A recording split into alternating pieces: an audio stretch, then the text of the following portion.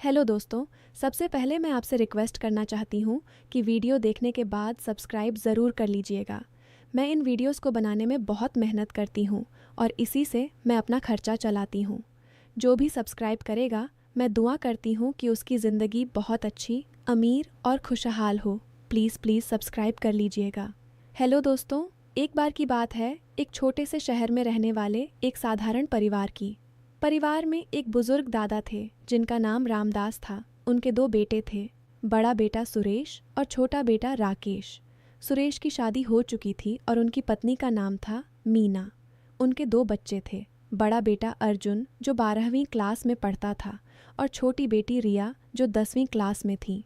राकेश अभी शादी नहीं किया था और वह शहर में एक छोटी सी नौकरी करता था। पूरा परिवार एक ही छत के नीचे रहता था।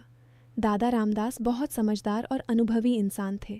वे हमेशा कहते थे कि परिवार में एकता और विश्वास सबसे बड़ी पूंजी है। रिया बचपन से ही बहुत होशियार और पढ़ाकू लड़की थी। वह स्कूल में हमेशा फर्स्ट आती थी। उसके पापा सुरेश उसे बहुत प्यार करते थे, लेकिन वे थोड़े सख्त भी थे। वे चाहते थे कि रिया सिर्फ पढ़ाई पर ध्यान दे।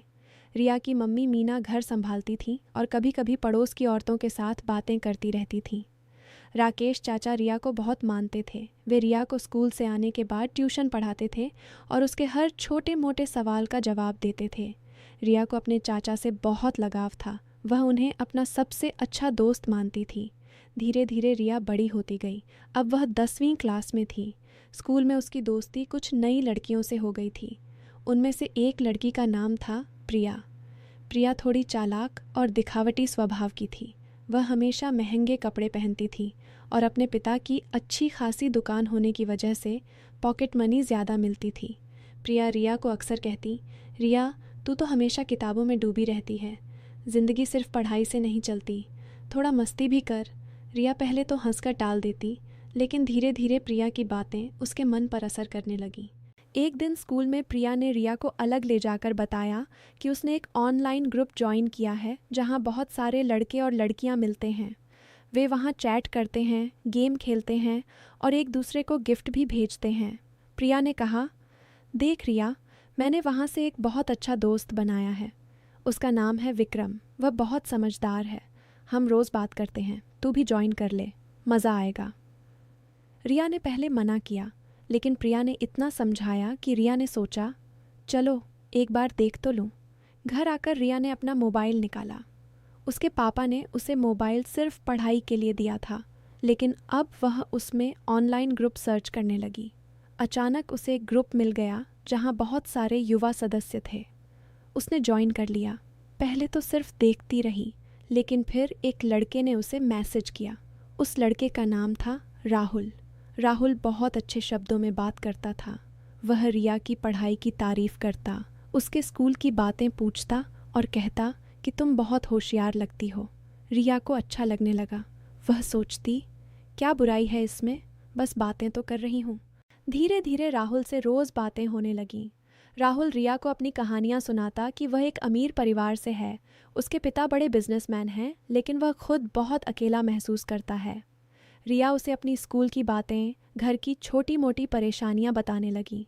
एक दिन राहुल ने कहा, रिया तुम्हें पता है, आजकल बहुत सारे लोग ऑनलाइन धोखा देते हैं, लेकिन मैं ऐसा नहीं हूँ।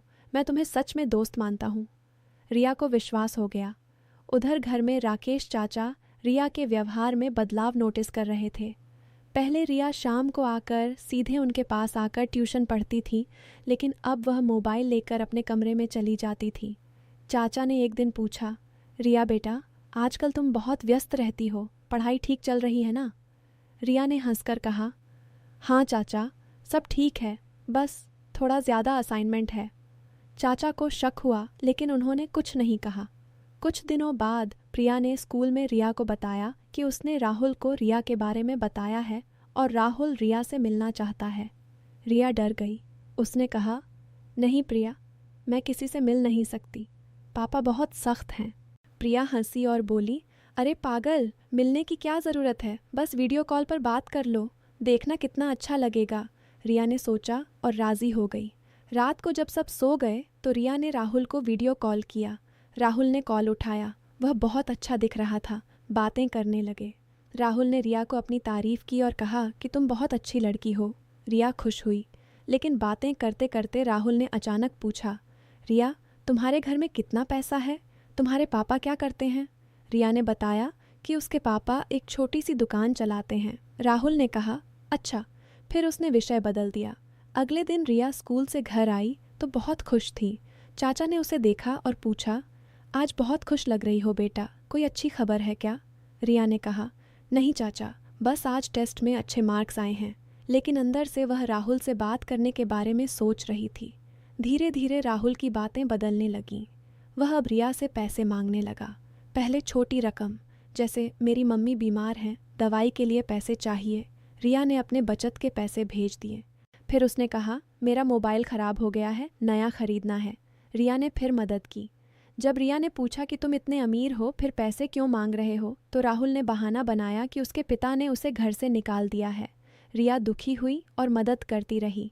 रिया अब अपनी पढ़ाई में मन नहीं लगा पा रही थी। उसके मार्क्स गिरने लगे। मम्मी मीना ने नोटिस किया और पापा सुरेश को बताया। सुरेश ने रिया को डांटा, बेटी, तुम्हारा ध्यान कहाँ है, पढ़ाई पर ध्यान दो। रिया ने रोते हुए कहा कि वह ठीक कर लेगी, लेकिन अंदर ही अंदर वह राहुल के मैसेज का इंतज़ार करती रहती थी। एक दिन राहुल ने बहुत बड़ी रकम मांगी। उसने कहा कि उसके पिता का बिजनेस डूब रहा है और अगर पैसे न दिए तो वे कंगाल हो जाएंगे। रिया ने कहा, मेरे पास इतने पैसे नहीं हैं। राहुल ने गुस्सा दिखाया और कहा, अगर तुम सच्ची दोस्त हो तो मदद करोगी, वरना मैं तुमसे बात नहीं करूँगा। रिया घबरा गई। उसने सोचा कि घर में दादा की पुरानी सोने की चेन है जो दादा ने उसे दी थी। वह चेन चुराने का सोचने लगी। रात को जब सब सो गए तो रिया चुपके से दादा के कमरे में गई। चेन निकालकर अपनी जेब में रख ली, लेकिन ठीक उसी वक्त राकेश चाचा जाग गए और उन्हें आवाज़ सुनाई दी। उन्होंने रिया को देख लिया। चाचा चुपचाप पीछे आए और बोले, रिया, ये क्या कर रही हो? रिया डर से कांप गई। उसने चेन गिरा दी। चाचा ने उसे उठाया और रिया को अपने कमरे में ले गए। राकेश चाचा ने रिया से सब कुछ पूछा। रिया पहले तो रोती रही, लेकिन फिर सारी बात बतानी शुरू कर दी। राहुल से दोस्ती, पैसे मांगना, सब कुछ। चाचा ने धैर्य से सुना, फिर बोले, बेटी, तुम्हें पता है ये क्या है? ये धोखेबाजों का जाल है। आजकल ऐसे बहुत से लोग ऑनलाइन लड़कियों को फंसाते हैं। वे पैसे ऐंठते हैं और फिर ब्लैकमेल करते हैं। रिया रो पड़ी। उसने कहा, चाचा, मैंने कितनी गलती की। मैं सोचती थी वह मेरा दोस्त है। चाचा ने उसे गले लगाया और बोले, रो मत, अब मैं हूं ना, हम इस समस्या को सुलझाएंगे। लेकिन याद रखो, कभी भी किसी अनजान व्यक्ति से इतनी बातें मत करना, और सबसे ज़रूरी, घर वालों से कुछ भी छुपाना मत। अगले दिन चाचा ने राहुल के नंबर पर कॉल किया। उन्होंने सख्ती से बात की और कहा कि अगर फिर कभी रिया को मैसेज किया तो पुलिस में रिपोर्ट कर देंगे। राहुल डर गया और नंबर ब्लॉक कर दिया। फिर चाचा ने रिया को समझाया कि उसने जो चेन चुराने की सोची थी वह कितनी बड़ी गलती होती। बेटी, एक छोटी सी गलती पूरे परिवार की इज्जत और विश्वास को तोड़ सकती है। कुछ दिनों बाद दादा रामदास को सब पता चला। उन्होंने परिवार को बुलाया और कहा, सुरेश, मीना, तुम लोग रिया को सिर्फ पढ़ाई के लिए दबाते रहते हो, लेकिन उसके मन की बात कभी नहीं पूछते। बच्चों को दोस्त की ज़रूरत होती है। अगर घर में ही उन्हें दोस्ती और विश्वास मिले तो बाहर की गलत दोस्ती की तरफ नहीं जाते। सुरेश ने सिर झुकाया। फिर दादा ने रिया से कहा, बेटी, गलती इंसान से होती है, लेकिन उससे सीखना ज़रूरी है। अब से तुम अपनी हर बात चाचा या मम्मी पापा से शेयर करोगी और पढ़ाई के साथ साथ अच्छी किताबें भी पढ़ोगी जो तुम्हें सही और गलत सिखाएं। रिया ने वादा किया कि वह कभी ऐसी गलती नहीं करेगी। उसने प्रिया से भी दूरी बना ली क्योंकि प्रिया भी उसी ग्रुप में सक्रिय थी। अब रिया अपनी पढ़ाई पर पूरा ध्यान देने लगी। उसके मार्क्स फिर से सुधरने लगे। चाचा राकेश अब उसे और ज़्यादा समय देते थे।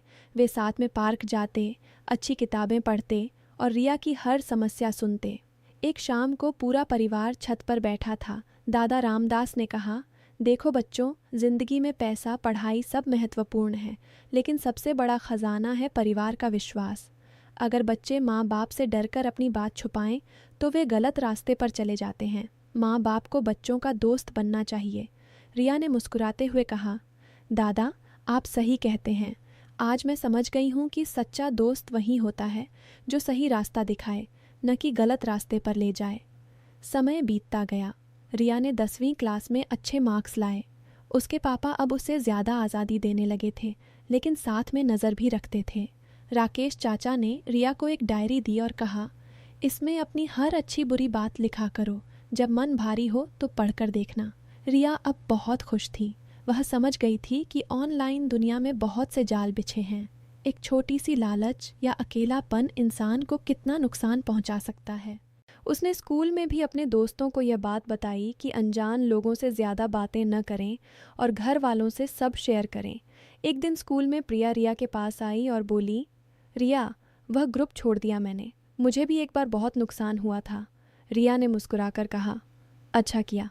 अब हम साथ में पढ़ाई करेंगे और अच्छे काम करेंगे। धीरे धीरे पूरा परिवार और ज़्यादा करीब आ गया। सुरेश अब रिया से उसकी दिन भर की बातें पूछते थे।